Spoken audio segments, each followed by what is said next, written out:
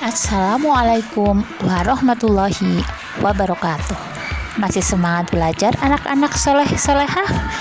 Baik, pada kesempatan kali ini kita akan belajar mengenai bahasa Indonesia, mengenal ide pokok.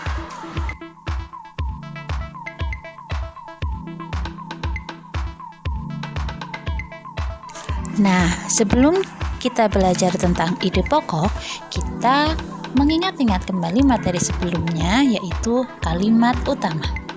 Kalimat utama adalah kalimat yang memuat ide pokok atau gagasan utama yang digunakan sebagai acuan pengembangan sebuah paragraf. Intinya, kalimat utama adalah penjabaran dari gagasan utama yang dikemas menjadi sebuah kalimat. Nah, jika ide pokok itu sendiri merupakan intisari sebuah bacaan. Nama lain ide pokok adalah gagasan pokok, gagasan utama, gagasan penjelas, bisa juga pikiran utama. Jadi jangan bingung ya jika pada soal misalnya kalian disuruh menentukan gagasan penjelas, berarti sama saja kamu mencari ide pokoknya.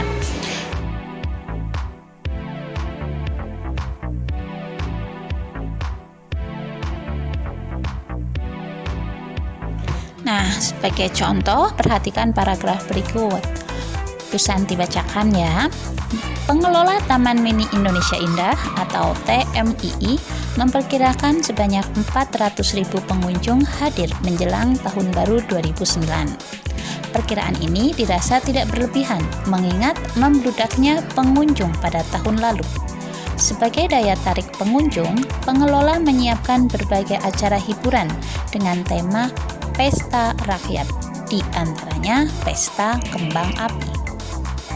Nah, pada paragraf tersebut, kalimat utamanya yaitu pengelola Taman Mini Indonesia Indah atau TMII memperkirakan sebanyak 400.000 pengunjung hadir menjelang Tahun Baru 2009. Nah, karena kalimat utamanya sudah kita ketahui, maka kita bisa menentukan ide pokoknya. Ingat ya, ide pokok berada pada kalimat utama. Dan ingat kembali pengertian ide pokok adalah intisari dari sebuah bacaan. Jadi, ide pokok pada paragraf tersebut adalah perkiraan jumlah pengunjung Taman Mini Indonesia Indah.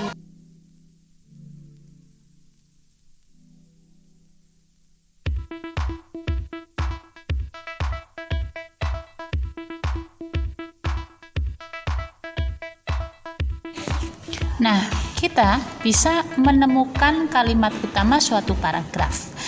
Ada yang terletak di awal paragraf, kita sebut sebagai paragraf deduktif, atau terletak di akhir paragraf. Nah, paragrafnya disebut sebagai paragraf induktif. Atau kalimat utama tersebut terletak di awal dan akhir sebuah paragraf. Paragraf yang seperti itu disebut sebagai paragraf campuran.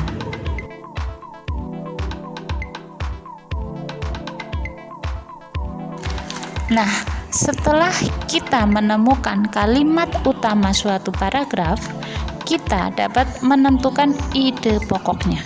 Ingat ya, ide pokok berada pada kalimat utama.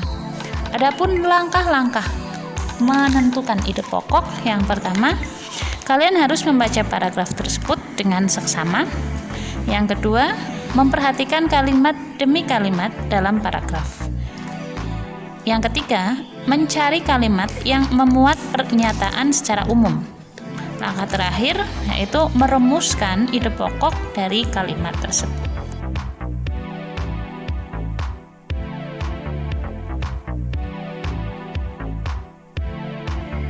Ada kalimat utama, ada ide pokok. Sekarang kita belajar tentang kalimat pengembang, yaitu kalimat yang berfungsi untuk menjelaskan topik atau menjelaskan ide pokok. Nama lain dari kalimat pengembang adalah kalimat penjelas atau bisa juga kalimat pendukung.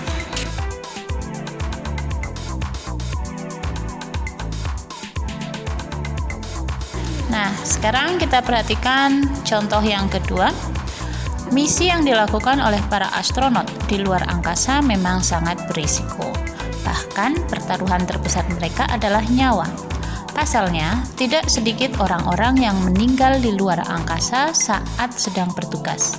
Apalagi jarak untuk berangkat dan pulang ke bumi jaraknya tidak dekat. Dari paragraf tersebut, kita dapat menentukan kalimat utamanya, yaitu misi yang dilakukan oleh para astronot di luar angkasa memang sangat berisiko. Nah, dari kalimat utama itu kita dapat menentukan ide pokoknya, yaitu misi para astronot ke luar angkasa sangat berisiko. Sedangkan kalimat-kalimat berikutnya, bahkan pertaruhan terbesar mereka adalah nyawa. Pasalnya, tidak sedikit orang-orang yang meninggal di luar angkasa sampai titik itu jaraknya titik terdekat, itu disebut sebagai kalimat pengembang.